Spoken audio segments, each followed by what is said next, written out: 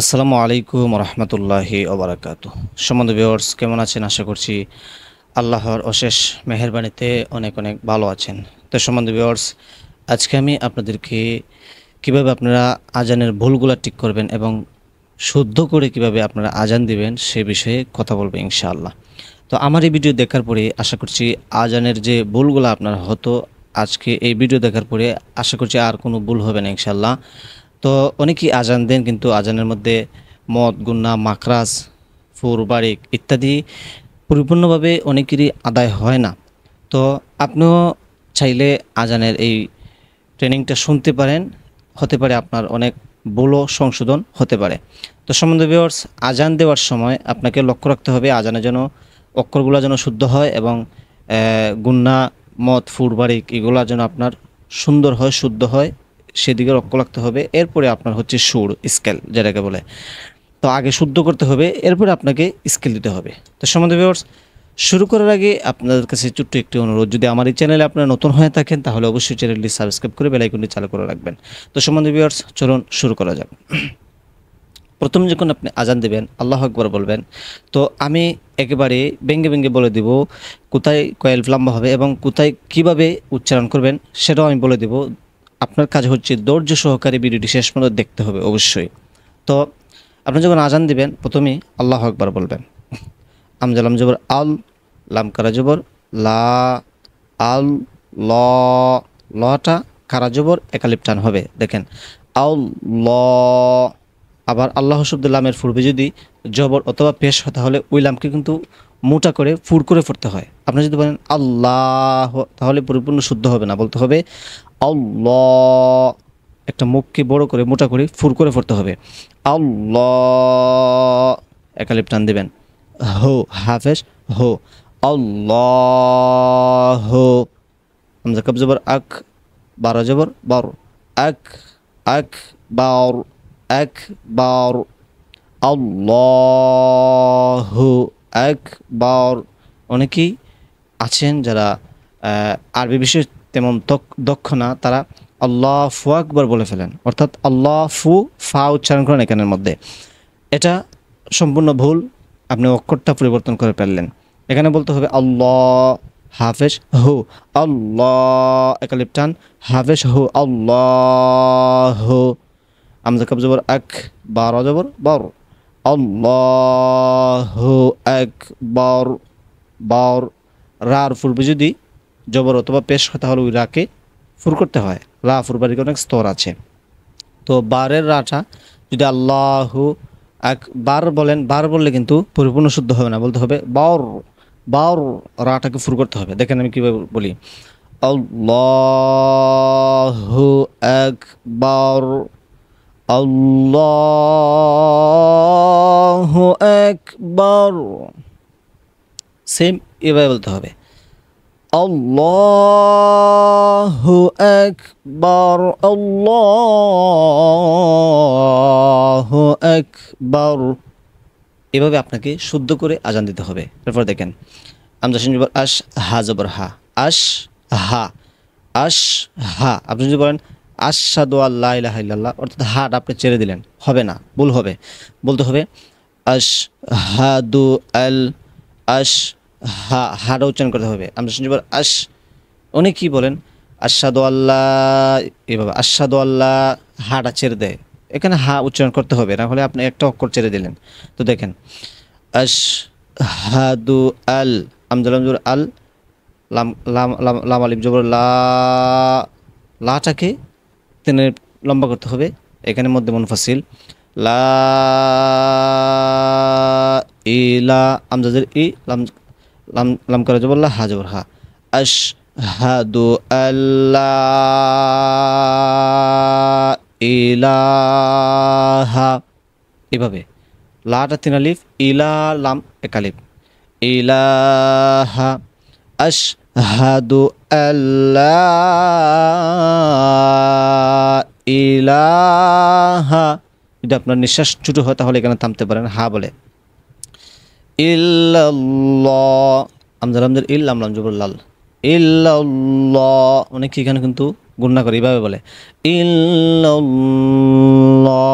এই যে গুণনাটা করলেন সম্পূর্ণ ভুল, এখানে গুণনা করা যাবে না, এভাবে বলতে হবে। আমি দেখেন যেভাবে দিচ্ছি এভাবে আপনি চেষ্টা করেন।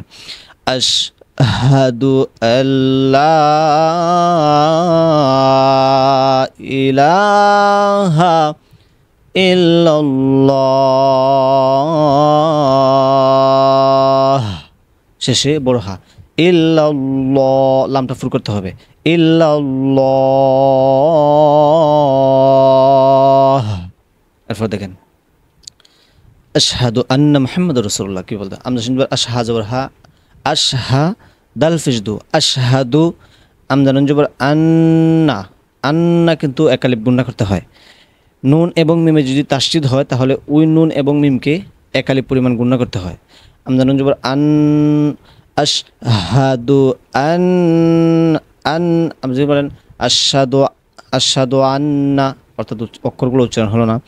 আশহাদু আন্না একালিফ গুণনা, মুহাম হা হ্যাঁ সিকোন হা হ্যাঁ হতি, এখান থেকে সিফাতে উচ্চারণ করতে হবে মুহাম,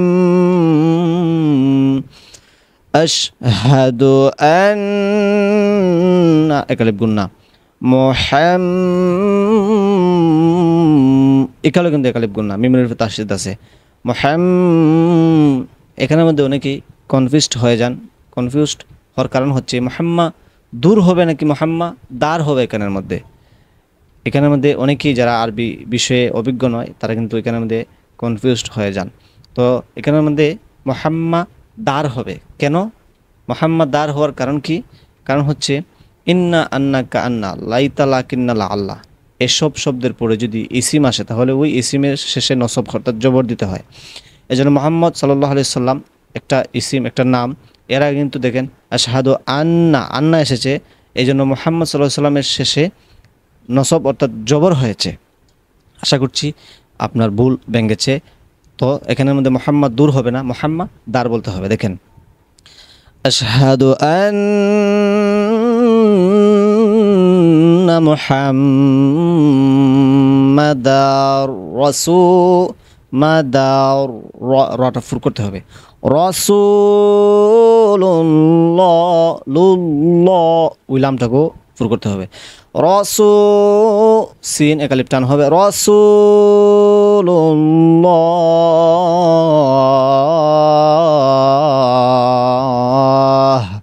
শেষে হায় হওয়াজ বড় হা, রাসূলুল্লাহ। এরপর দেখেন হায়া জবর হাইয়া জবর ইয়া, হাইয়া লাম সাদ জবর লস, হাইয়া হাইয়া আলাস, অনেকে বলে আইয়া আলাস সলা, আইয়া আলাস সলা, এভাবে টান দেয় আইয়া আলাস সলা, আইয়া আলাস সলা, মানে আইয়া বলে। এখানে কিন্তু হাইয়া হবে, হায়া জবর হাই সিকোন হা, হাইয়া হাইয়া, হাইয়া আলাস আইন, হাইয়া আলাস, হাইয়া আলাস, হাইয়া আলাস, লামি গিয়া সৎকে দোষ লাম সদ দেব লস, যদি বললাম অনেকে বলে হাইয়া আলাস সালা, হাইয়া আলাস সালা, এটা কিন্তু সা না সিন না, এখানেও সৎ, এই জন্য সৎটাকে ফুল করে উচ্চারণ করতে হবে, হাইয়া আলাস সালা,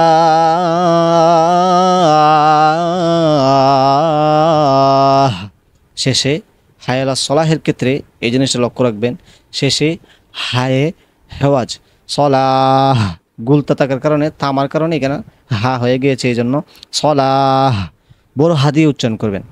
দেখেন আমি আবার বলছি হাইয়া আলা সলাহ,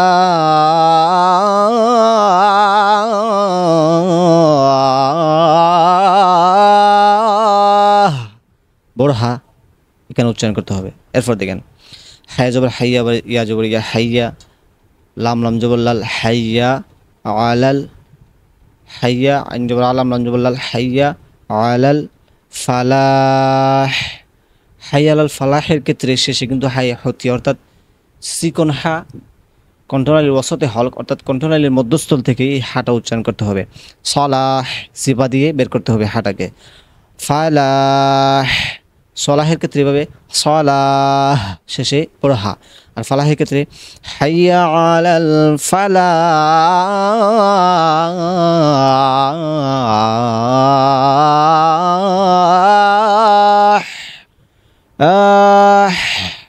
এই যে হাটা উচ্চারণ করতে হবে ফালাহের ক্ষেত্রে, এই জিনিসটা লক্ষ্য রাখবেন। হাইয়া আলাল ফালাহ।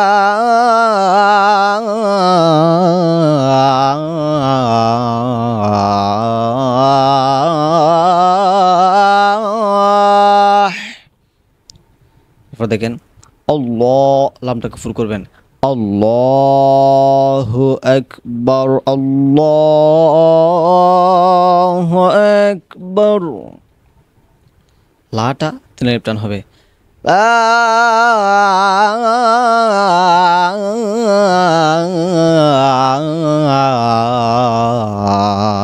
ইলাহা ইল্লাল্লাহ।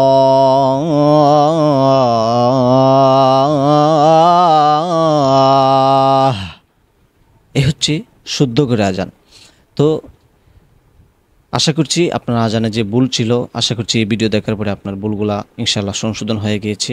আমি আশা করব আপনারা এভাবেই শুদ্ধ করে আজান দিবেন, আজান যেন আপনার অক্ষরগুলো যেন শুদ্ধ হয় এবং লম্বা বাটি যেন শুদ্ধ হয়, এই জিনিসটা আপনাকে অবশ্যই লক্ষ্য রেখে এরপরে আপনি সুন্দর একটা স্কেল শিখবেন শুনে শুনে, এরপরে এই স্কেলের মাধ্যমে আপনি আজান দেবেন ইনশাআল্লাহ। তো সম্বন্ধে ভিউয়ার্স, থ্যাংকস ফর ওয়াচিং। শেষ পর্যন্ত দেখার জন্য অসংখ্য ধন্যবাদ আপনাকে। ভালো থাকবেন। আজকে এই পর্যন্তই, দেখা হবে সামনে কোনো নতুন ভিডিওতে। আসসালামু আলাইকুম ওয়া রাহমাতুল্লাহি ওয়া বারাকাতুহু।